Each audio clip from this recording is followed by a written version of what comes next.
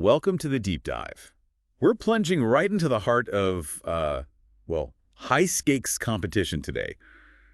Think rapid-fire decisions, immense pressure, the world of elite performance. Exactly. And today we're landing squarely on the global stage of professional esports. Specifically, the Mobile Legends. Bang Bang Mid-Season Cup 2025. This is a big one. Huge. And it's not just standalone, right? It's a key part of the massive Esports World Cup 2025, which is all happening right now in Riyadh, Saudi Arabia. Yeah, Riyadh's the center of the esports universe this summer. Pretty much. And what's really fascinating, I think, is just how fast things can change, even for the teams at the very top. Totally.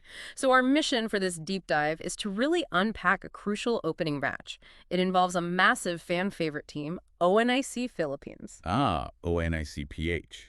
The super family. That's them. And we're not just looking at the final score, like 1-2 or whatever. We want to peel back the layers, look at the specific plays, those split-second calls. And what it all means now. The immediate fallout that's basically set the tone for their entire tournament run. Precisely.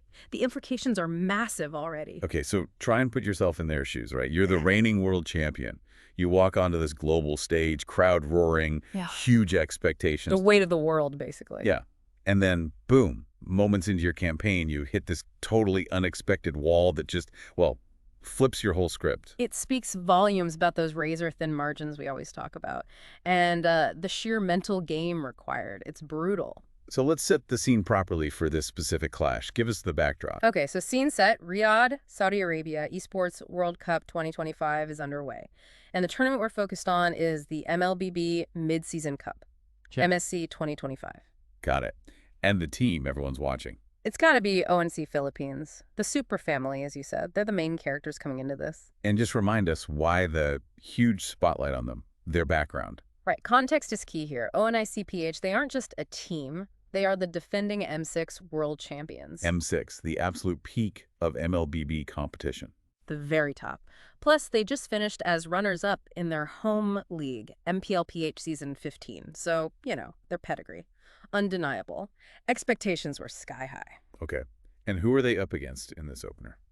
They kick things off against Aurora Türkiye, a really strong squad from Turkey, not to be underestimated. You set that up perfectly because, this highly anticipated opener, ONIC PH versus Aurora Türkiye. It didn't exactly go according to plan for the champs, did it? Not at all. It was honestly a bit of a stunner. How did it actually play out? What was the score and what's the immediate damage? Against most predictions, ONIC PH stumbled. They lost the series 1-2. Wow, 1-2. Yeah, to Aurora Türkiye. And look, for a team with that kind of record, that champion status, losing your very first match, it's a massive blow. So what does that mean practically, like right now? Practically, it's stark. They've dropped into essentially a do-or-die situation immediately. Already, after one match. After one match. To avoid this incredibly early exit, something nobody saw coming, they now have to win their next 2 games. No room for error. That's insane pressure, right from the jump. Absolutely. And you mentioned those razor-thin margins earlier. This series was basically Exhibit A. It wasn't a blowout then. It was close. Oh, it was definitely back and forth. ONIC PH showed why they're champs in Game 2. They really imposed their will, pushed back hard against Aurora Türkiye's resistance, and forced that deciding Game 3. Okay, so they showed signs of life. But these close series often come down to just a couple of huge moments, right? Were there specific plays that really define this one? Absolutely. 2 moments really stand out when you look back. First, there was this potentially game-winning play from ONIC PH's side. Yeah. Dwayne Kellerpillas playing Beatrix. He pulled off this spectacular Lord steal. Whoa, a Lord steal on Beatrix. That's unusual. Explain that a bit. Right. So the Lord, for anyone less familiar, it's this massive objective on the map, super powerful. You kill it, it fights for your team, helps you push lanes hard. Huge momentum swing, usual. Exactly. And stealing it, especially when the enemy team did most of the work to bring it down, that's incredibly gutsy. And Beatrix, she's a marksman, fragile, not the hero you typically see diving in for a steal like that. So that was pure skill from Kelra. Pure skill, pure daring. It should have given ONIC PH a massive upper hand, maybe even sealed the game. It gave them a huge tactical edge, at least temporarily. Okay, so ONIC PH get the steal. They're looking good. But obviously it didn't end there. Aurora Türkiye must have had an answer. They had the answer. Just when you thought ONIC PH might rally off that steal, Aurora Türkiye delivered this absolutely devastating counterpunch. What happened? It was Furkan Apex 47 Opulute.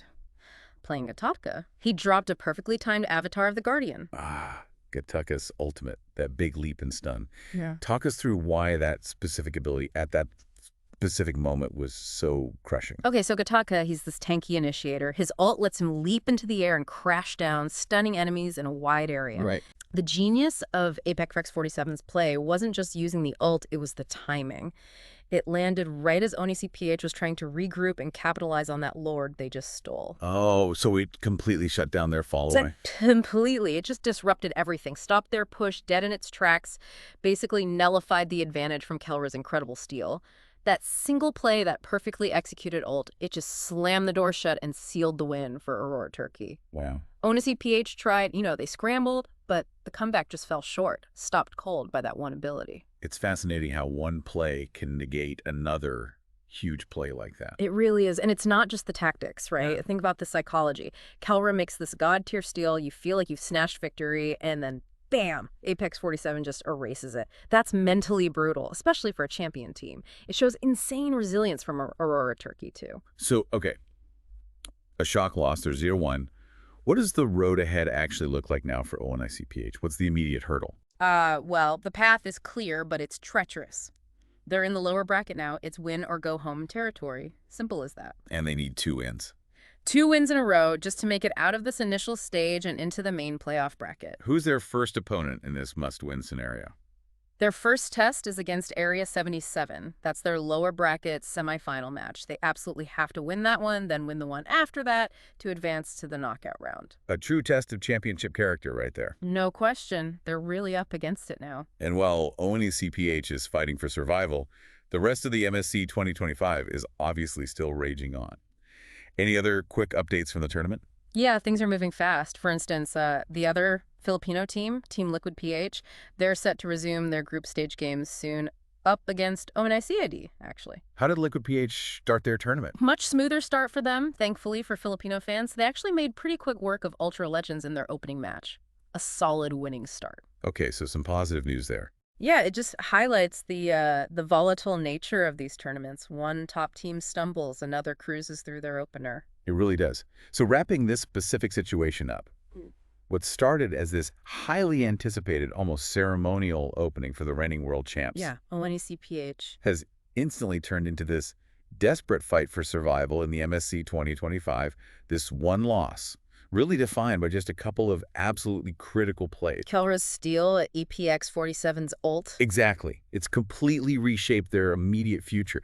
It's just a massive reminder, isn't it, how fast things can pivot in esports, even for the absolute best. Absolutely. And it leaves us, and you listening, with a really interesting question to chew on, I think. A what? Well, what does this kind of early shock, this stumble, actually do to a reigning champion's mindset in a tournament this big, this pressurized? Yeah, how do they bounce back mentally? Right. And maybe even more tactically, how might an unexpected loss like this right at the start force a team like ONIC PH to completely rethink their strategy, their focus, especially now that every single match going forward is literally do or die?